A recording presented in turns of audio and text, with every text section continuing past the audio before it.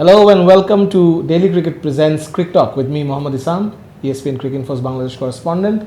And with me is Atif Azam, Crick Buzz's Bangladesh correspondent. Welcome back, Atif bhai, after a long break. There's a lot to talk about today. There is a Bangladesh match today, Bangladesh versus the UAE, the first of two T20s in Sharjah. Starts at 9 p.m. Dhaka time. We're shooting on the day of the match, but you're going to see the show on Sunday, so we're going to have a bit of discussion about the UAE match to start with. Atif bhai, Bangladesh has a long summer of T20s. If all the schedule goes right, there's plenty of T20s. Starting off with the UAE, thoughts? Yeah, I think it's a new start for Bangladesh because Bangladesh will be having a new captain in Litton. Yeah. And hopefully he does well. He did well against West Indies despite not scoring runs. As a captain, he did well. So I'm pretty much optimistic that he would be carrying the responsibility well. But again, in T20s, UAE also play well in Sharjah. They're a competitive side and they've given a lot of team a run for their money in Sharjah. So you cannot take them for granted. For Bangladesh, there will be a lot of things. And I think that the matches that we are talking about, Bangladesh will be starting their preparation for the Asia Cup and the World Cup with this UAE tour. I mean, they're going to fix some of the spots where they want to and how they want to play. Because you remember, you mentioned it in your stories that I remember, that Bangladesh doesn't want to follow a certain brand. I think it's a good move from Litton that they're not trying to follow anything or they want to play to the strength. But having said that, how Bangladesh will approach this match can give us a blueprint of what they're up to. Because if we can recall the press conference of Phil Simmons, he always wanted to say that he wants to play in certain time. So, taking everything into consideration, this is a beginning of the preparation for the bigger tournaments. The global tournaments. Yeah, from what I can see in this team, there's too many top order players. There's, I think, an excess of top order players. They also need to maybe find a way to give the middle order, Tauhid Hridoy, Zakir Ali, a bit of room to do their job. So you might have to take some tough calls on Shanto. Now that he's not the captain, you might have to take that tough call of whether to play him at 4 or maybe below, or maybe not even play him. There might be a situation where his batting may not be required. You have a top order that also includes Tanzit Tamim and Shommu. I think Shommu is a good choice, even now. And number 3 has to be Litton because he's the captain and the wicketkeeper, balances the team. I'm very excited about Mahdi Hassan being the vice captain. Never spoken to him, never even met him, which I find, which is a discredit to myself as a reporter, but so underrated. But the other day, I think Litton said that he's probably the most underrated bowler in the world, or one of the better. I think he mentioned that he's one of the better power play bowlers in the world. Dominates the batting lineup. He does. He's a very good bowler. Very good bowler. I'm also looking forward to the Pakistan series right after UAE. I think the UAE series was picked so that they can have some match practice ahead of the Pakistan series. A big series, 5 matches, and now Bangladesh has a chance to be prepared for it.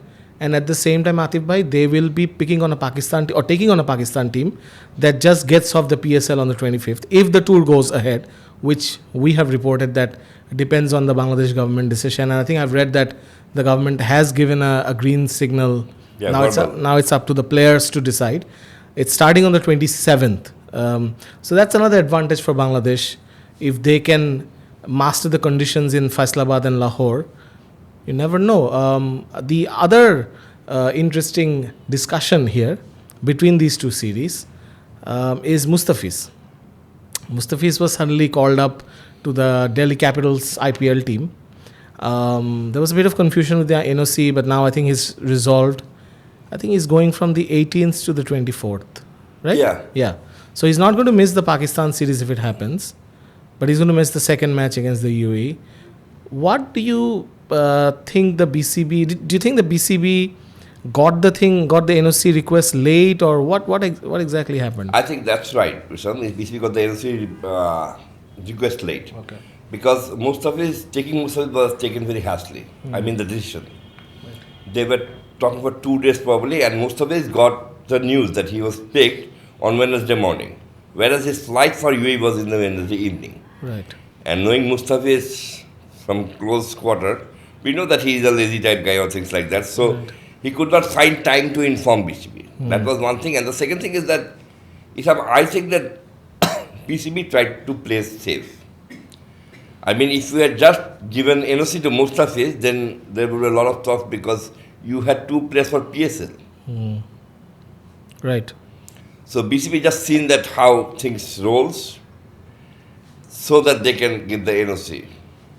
And I think that both the players, both Rishad and Rahijana, are not very keen to join PSL after what they had experienced. But it's not, I mean that now they are not going. And But that decision was taken earlier that they would be coming for UAE matches. So yes, I think that's so fine. that's fine. But Mustafiz, I think that BCB got the timing because what the BCB officials told me is that they don't want to create an example that someone is leaving for a franchise league at the expense of avoiding a national commitment. Correct. That is one of the reasons they are asking Mustafiz to stay for the first game. First game. The other, I mentioned the PSL, you also just mentioned the PSL, but the other thing that's quite interesting is Shakib is joining Lahore Qalandars, I think, for a short time. Shakib staying alive in franchise cricket and in our sort of like a parallel world of Bangladesh cricket where, fans still, they still ask me whether he's going to make a comeback in the one-day team or not. Atif bhai, you think that we might see Shakib in the red and green again? There are a lot of things depends. But he did announce his retirement from tests and ODIs, T20s. No, you cannot say that he announced his retirement test. He said that I want to play my last test against South Africa. But that happened. He didn't play. So he's not officially retired from T20. Right. But he wanted to play his last test at home ground. Right. That did not happen. So his test retirement is yet to be announced officially. I mean that he still had the desire to come and play the last test here. Yeah. But I don't think that under the present government it can be done because for Shakib. Yeah, I think it's the reality of Bangladesh that Shakib being a former MP, he's not in a position to. He couldn't come for the farewell test or he couldn't play later in the Champions Trophy, which I think was ultimately, I wouldn't say it was fair, but it was rational. It happened. But at the same time, we have to understand that you can write off Shakib. That's what I was saying, that he's still playing so many leagues. Yeah, he can write off Shakib because he's out of cricket for 6 months and he can just be as good as he was before. No, he's not out of cricket, Atif bhai. I don't think he's out of cricket. No, I mean that out of competitive cricket, I mean. He might be playing some tournament that's not even seen on TV right now. It can happen. And he went to Sharjah for a practice session. Yeah, exactly. And it coincided, but I still think that he will be in the leagues for another 1.5 years.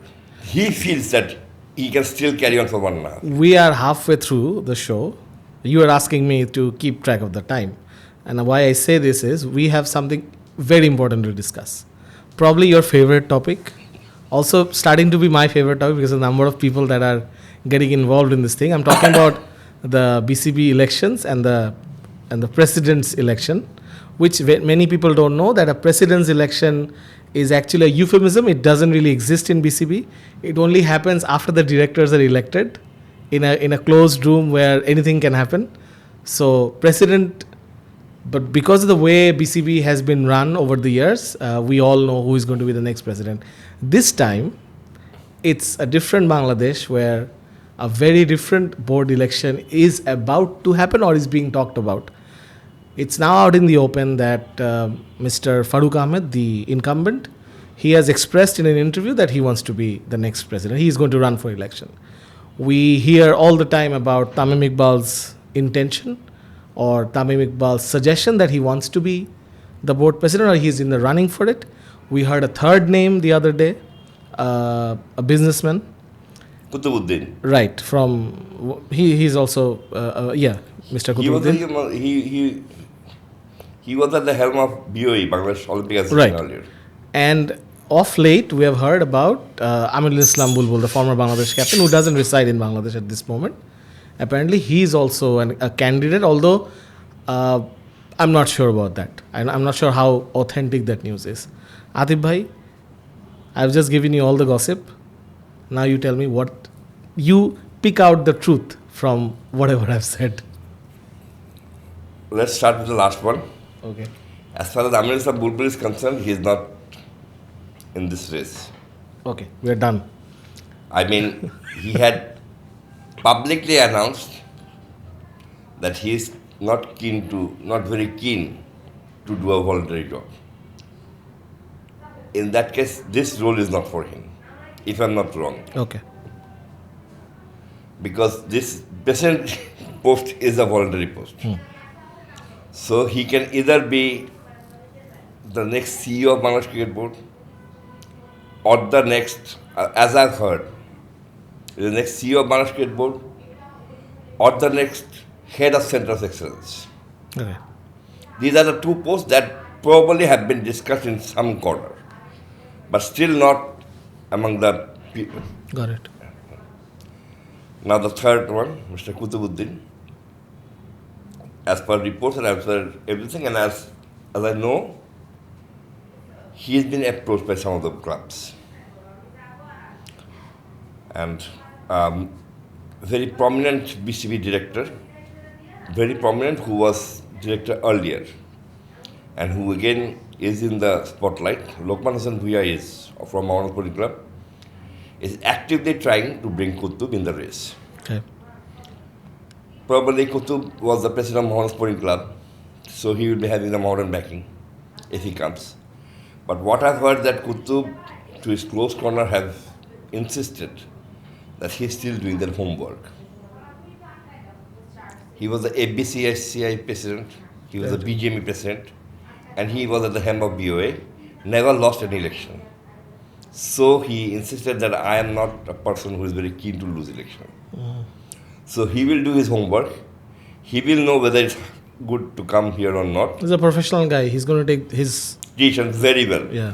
So he is not going to take chances. And the second thing is that he knows that this is a dirty place. This is a Dirty place.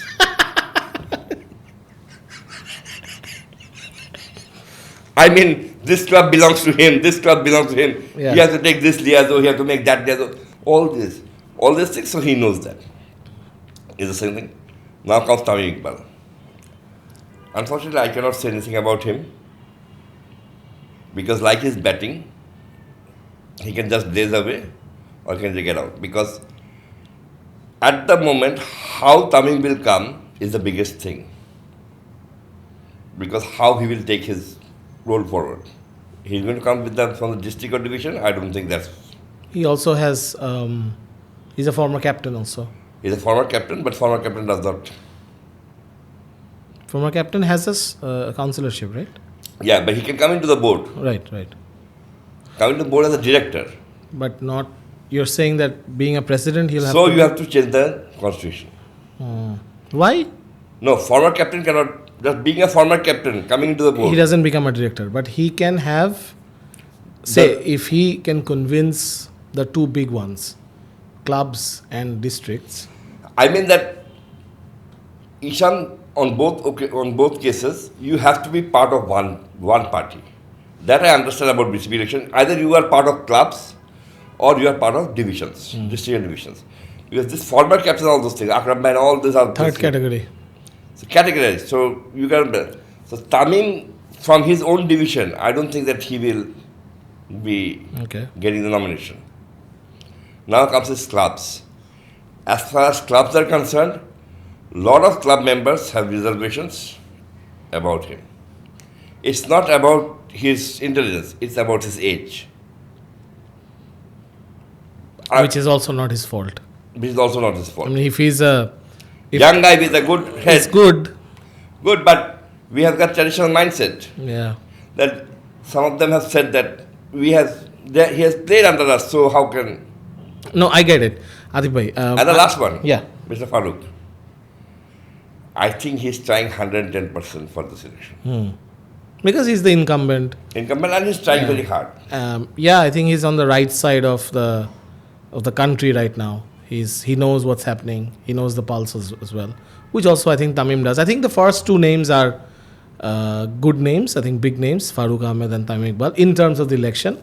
And of course, Mr. Kutubuddin also has led a number of. But we cannot manage cricket board's election, and there will be no involvement of Mawanam. Is impossible. Yeah. So whoever comes to the election, The man who rolls the dice. exactly. So you have to understand that Mahabaram will play a crucial role here. Right. So which side he goes will be in an advantage. Yeah. So which side are you? You're not taking any sides. No, I'm not taking any sides. I'm just seeing. But it's a long way away, right? When do you think the elections might happen? October, or you think It is slated in October. Acha, scheduled for October. Scheduled for October. Okay. But it can come. It can be done 2 months earlier, provided Islam provided there's a crux here. Our sports advisor Asif Mahmood said that we want the election to be held under the new constitution, Which doesn't exist right now. which doesn't exist right now. And if you want to amend the constitution, You need to do an EGM. EGM or AGM, where you need to have the old set of councillors. Who don't exist anymore. Many of them are not here. I'm not here. But you were saying you were just being a Sorry. But if you want to do the election on a straight way, Yeah. then it can be done. You are just giving the new names of the councillors, and you are doing the election. But if you want to amend the old constitution and all, then this might get longer. In that case, an ad hoc body might come. Got it. Thank you, Atif bhai. We want to tell our viewers that we are very serious about this show, me and Atif bhai, and we will be back to you every week on Sundays. We have taken a bit of a break because unlike cricketers, we are journalists, we are a little lazy. Sometimes we do get busy with other things. But CRICTALK will be back to you every Sunday, including this Sunday. We'll be starting off. It's not a new series, it'll go on, the podcast will go on. You can also send us questions about Bangladesh cricket. You can find that on the Daily Cricket page. Wherever you see the video, you can post questions there and we'll try to answer your questions with your name. That's it for today from Daily Cricket presents CRICTALK.